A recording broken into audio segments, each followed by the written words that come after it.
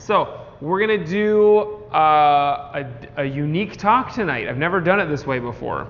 So I love telling stories, and I'm not as good as I will be at it someday. But telling stories is a really big part of martial arts. And there are lots of amazing stories that you've heard me tell, and usually it's some version of a story that was told better by Sifu Brown or by somebody else. But we're going to do this tonight. We're going to do random stories from Zen Flesh, Zen Bones, which is a wonderful book. If you have not read it, you absolutely need to read it. And you're going to give me so what's going to happen is you're going to give me a random number between 1 and 101. Any number, and people who are watching from home, you guys can participate, and I'll read the story and then I'll give my commentary on it. And I have clearly no idea what we're going to be talking about tonight, because who knows what the stories are. We've got 101 different options. So this should be much easier than when I ask you guys for questions and it's like pulling teeth. Literally all you have to do is raise your hand and give me a random number between 1 and 101. You can also include the numbers 1 and 101. Don't give me a number that's above 101, and don't give me the number 0 or a negative number. Go ahead. Yes, ma'am. 77. 77. Oop, I passed it already. So 77 is no attachment to dust. Zengetsu, a Chinese master of the Tang Dynasty, wrote the following advice for his pupils. Living in the world, yet not forming attachments to the dust of the world is the way of a true Zen student. When witnessing the good action of another, encourage yourself to follow his example. Hearing of the mistaken action of another, advise yourself not to emulate it. Even though alone in a dark room, be as if you were facing a noble guest. Express your feelings, but become no more expressive than your true nature. Poverty is your treasure. Never exchange it for an easy life. A person may appear a fool and yet not be one. He may only be guarding his wisdom carefully. That's me. Virtues are the fruit of self-discipline and do not drop from heaven of themselves as does rain or snow. Modesty is the foundation of all virtues. Let your neighbors discover you before you make yourself known to them. A noble heart never forces itself forward. Its words are as rare gems, seldom displayed and of great value. To a sincere student, every day is a fortunate day. Time passes, but he never lags behind. Neither glory nor shame can move him. Censure yourself, never another. Do not discuss right and wrong. Some things, though right, were considered wrong for generations. Since the value of righteousness may be recognized after centuries, there is no need to crave an immediate appreciation. Live with cause and leave results to the great law of the universe. Pass each day in peaceful contemplation. Well, that's a lot of stuff in there, and it's not much of a story. I'll give a quick commentary on the last one. So you've heard me talk about something like this before. The last thing that he ends with is live with cause and leave results to the great law of the universe. And this is the idea of effortless effort, or striving without striving, right? This is kind of a different way of putting it. But all of this is like, general ideas or rules for living a powerful life, but it's one that's not necessarily with like the need to cause great change or to receive glory. The life of a Zen student is one that is marked with absolute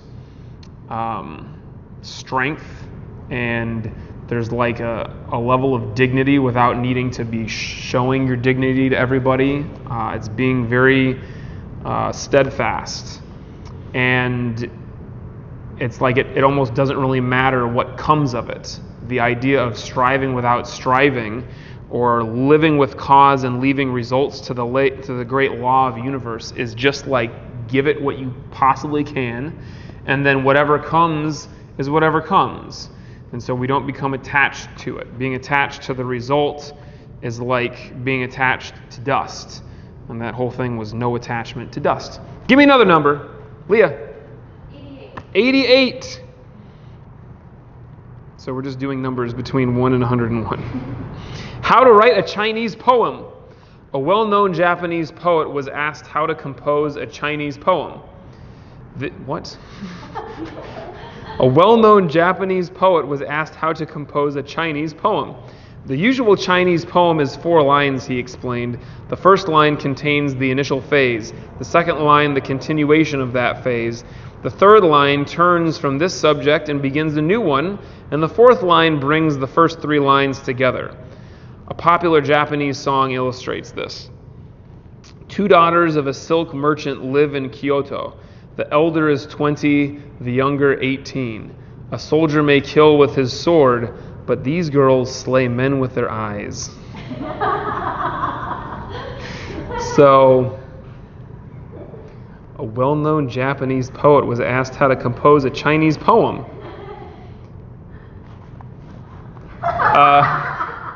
This is like... So, some people come into this school and they ask, like, what style do you guys teach? It's Chinese, Kung Fu, based in Kung Fu. We teach Kung Fu and Tai Chi. And they say, well, how come some of the words that you say are Japanese? And so I explain the whole thing. Like, we have some influence by Japanese styles. And I've practiced different styles besides this, and Sifu Brown has practiced many different styles besides this. And we chose the etiquette from Japanese schools because it's a little bit more strict and serious. And the counting is in Chinese. And it's like, yeah, well, it's not just that way to confuse you. And if it's confusing, fine. But some people see it and they're like, don't these people know the difference between Japanese and Chinese? And I'm neither Japanese nor Chinese. I've been to both places and I've practiced Japanese styles of martial arts and I've practiced Chinese styles of martial arts. And I do know the difference, but I don't know the complete difference. But I promise you, I know when I'm speaking Japanese and I know when I'm speaking Chinese. Besides that, I guess there's no reason why a Chinese person wouldn't know how to make a Japanese poem, and vice versa. So that's the only thing that I have to say about that. Give me another number. 99. You guys know you can do lower numbers as well, right? This is Tosui's vinegar. Tosui was the Zen master who left the formalism of temples to live under a bridge with beggars. When he was getting very old, a friend helped him to earn his living without begging. He showed Tosui how to collect rice and manufacture vinegar from it. And Tosui did this until he passed away. While Tosui was making vinegar, one of the beggars gave him a picture of the Buddha. Tosui hung it on the wall of his hut and put a sign beside it. The sign read, "Mr. Amida Buddha, this little room is quite narrow. I can let you remain as a transient, but don't think I'm asking you to help me be reborn in your paradise." That's great.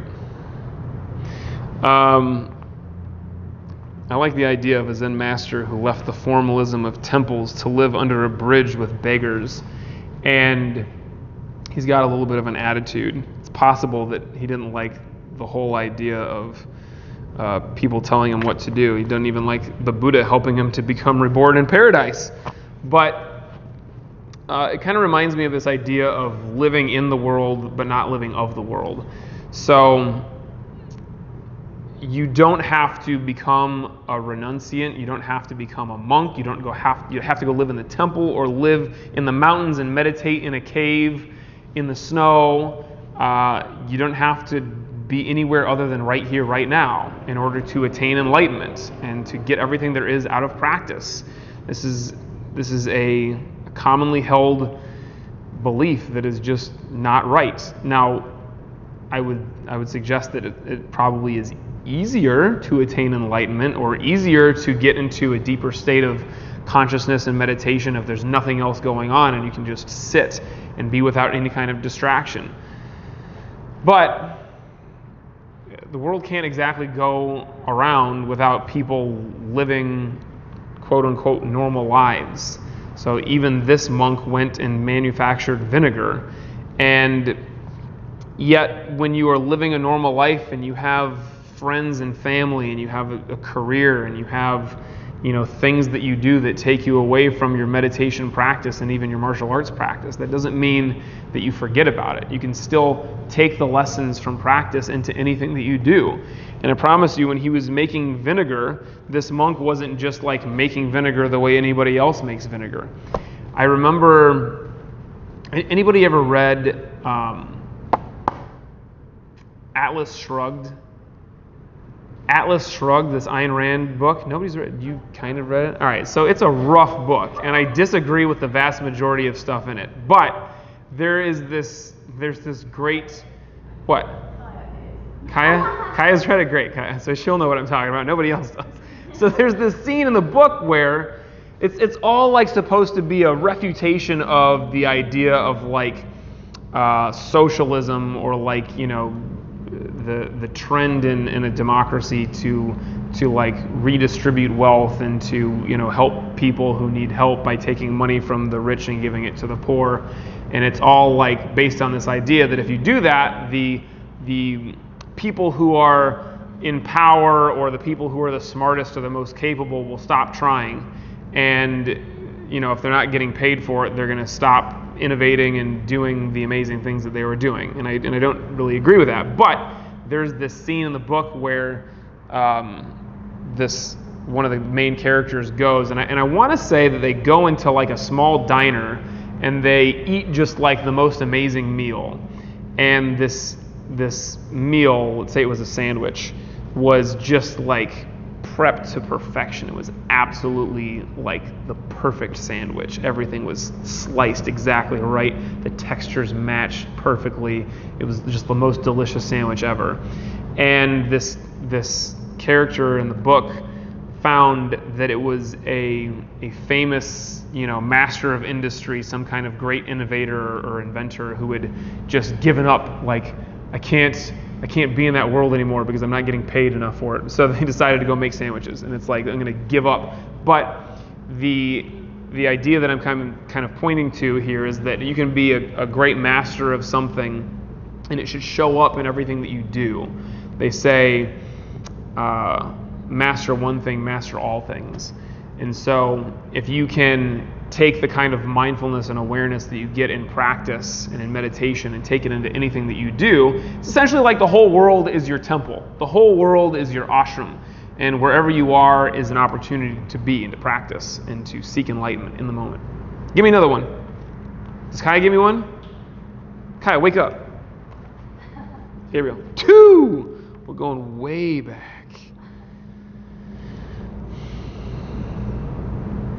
This is a good one. They put all the good ones in the front.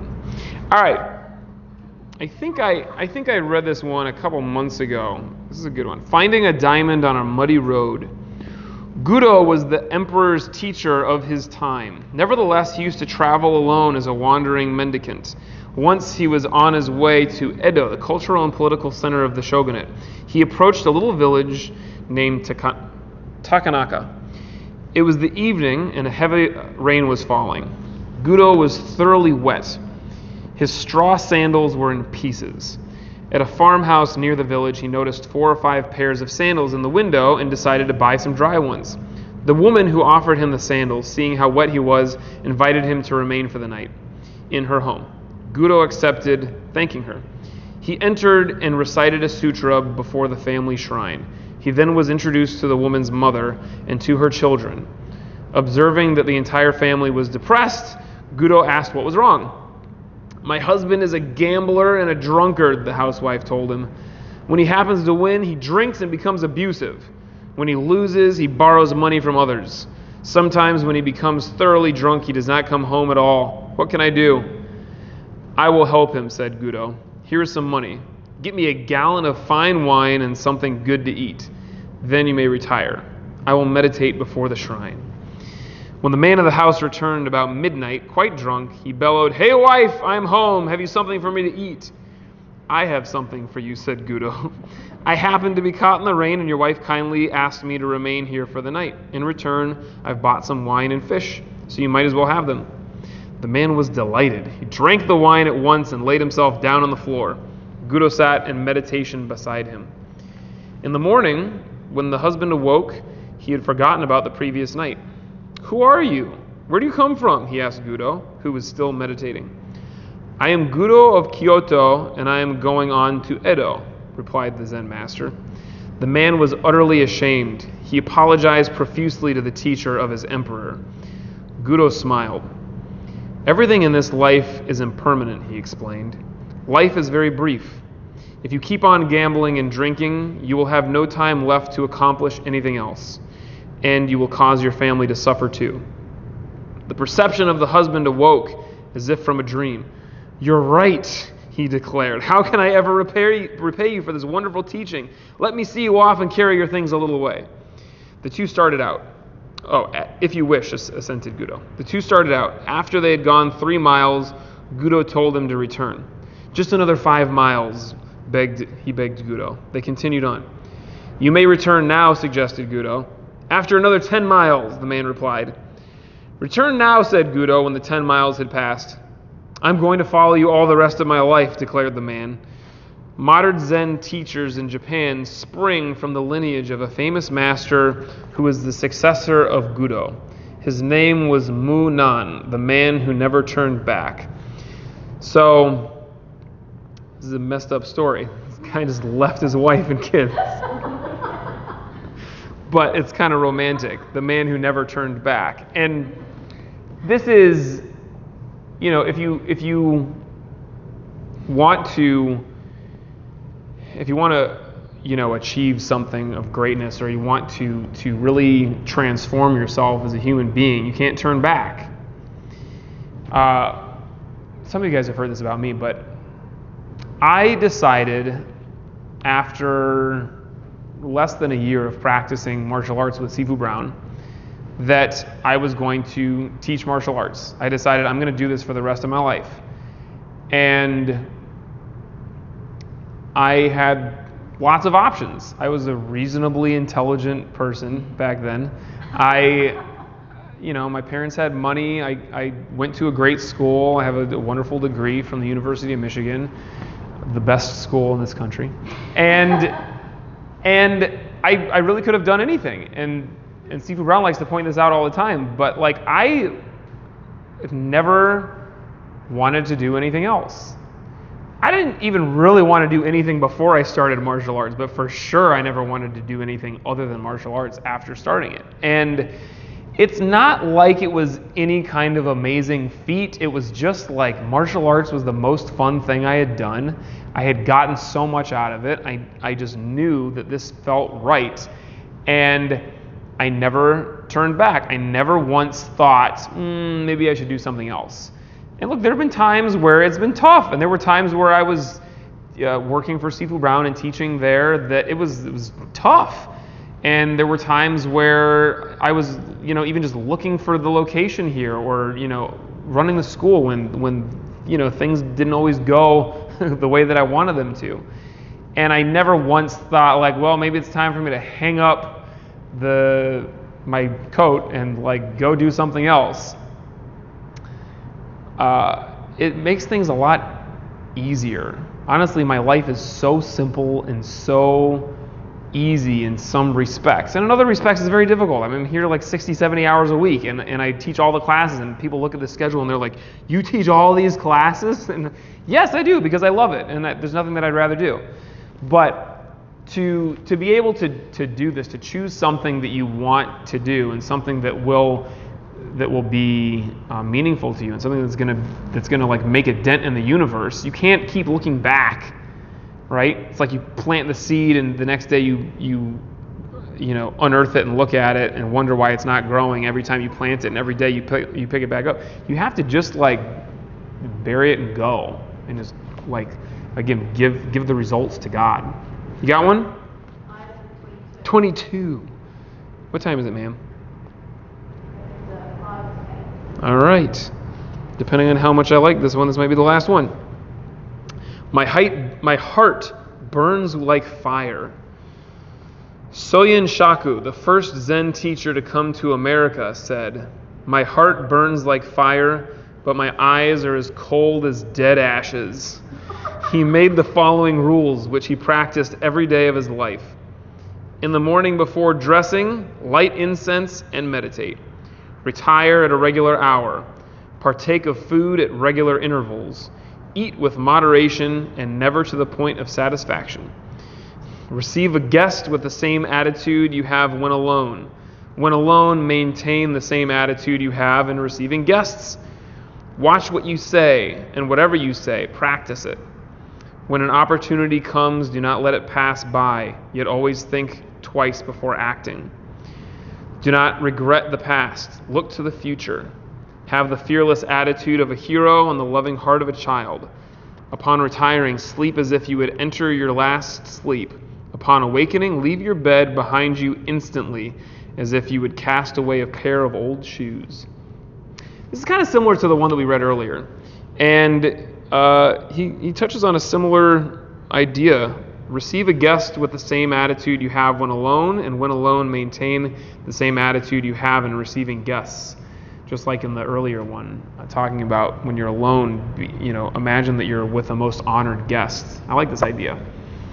I've never really thought much about this or talked much about it, but I guess this is the time. So, I think there's part of it in this idea, especially in Japanese culture, where it's like, I'm not going to be sloppy when I'm by myself. My house is going to be clean, but I'm also, I'm gonna hold myself as if I'm sitting in front of the emperor at all times. It's like I am absolutely here, present, and being, I guess my greatest self. And there's something wonderful about that. This idea that when I'm by myself, I'm not just gonna slouch and be sloppy and just sit there and veg out in front of the TV, or just not really care how I am being just because there's nobody there to watch. It's like when I'm teaching kids class and I start walking down this way and I look back and the kids over there think that I'm not watching, and they just do not give a rip what's going on in class. They just making faces in the mirror, and then I have to get on them a few times before they recognize I can see you from everywhere in the dojo, and that's not what it is about. To be practicing martial arts means the entire time you are completely there, focused and doing your best. And after a little while, the kids get it. And I'll look back from the other part of the room where I can be behind everybody and look at them, and everybody's just trying as hard as they possibly can. And it's wonderful to take that into everyday life. And, if you just take something simple like your posture, if you stand up straight and present yourself with confidence and like you're put together in front of people, why wouldn't you do that when you're on your own? And a lot of times things suffer when we don't think that somebody is there watching us, and I am no exception to this rule. Sometimes I'm just sitting there and my posture is gone, and I have to remember, oh no, this is like I'm practicing Tai Chi, I have to do this. And it's not like I really care if somebody else is watching, it's just like I got to do this like I'm doing Tai Chi and straighten up. This is an opportunity to just seek further awareness and mindfulness when you're by yourself. But I also like the flip side of it, which is I'm not going to put on airs or be somebody who I'm not with a guest or around somebody else if I wouldn't be that way by myself. And it's just like being a totally honest, straightforward, self-expressed person. You don't want to have to be one way with other people and be another way by yourself, and always pretend to be something that you're not. People can smell that, and it doesn't smell good. And it's it's just stressful to try to be somebody that you're not. So just be the absolute best version of yourself that you possibly can be at all times. I see this version of you guys when you're in the dojo. You stand up straight and all that, of course, and you bow, and you're great partners. You have wonderful attitudes. People don't come in here and drag the nonsense of their life onto the mats. They either recognize that it's nonsense when they get here, or they're smart enough to just leave it in their shoes and just be totally focused and present, and then pick it back up when they leave. But you can really recognize at any given time that it is all nonsense, and there is really no reason to not be in this absolute, sharp, focused, best possible state of mind. Just be your best possible self, no matter what. And if it helps you, imagine that I'm there everywhere that you go. No matter where you are, what you're doing, even when you're sitting and meditating by yourself, you can imagine that I'm sitting there reading your mind. And I used to do this all the time. I used to pretend Sifu Brown, like I'm like sitting there meditating in class, and I think, can Sifu Brown read my mind right now? I better get back to meditation. I better be really focused right now. And then just like, take that kind of attitude with you everywhere. And if you want to imagine me there when you need me most, I'll appear as an apparition and make you awesome. And when you need me least, I'll be there watching too, so pay attention. So we're going to practice this now with meditation. When you sit, you shouldn't be sitting there thinking like somebody's reading my mind, because that's just more thought. But maybe going into your meditation, imagine somebody is going to be there watching, listening, recording your thoughts, and so be completely focused. Don't let them wander. If I were really peeking into your brain, would I be just incredibly impressed by your meditation? Or would I not? Sit comfortably.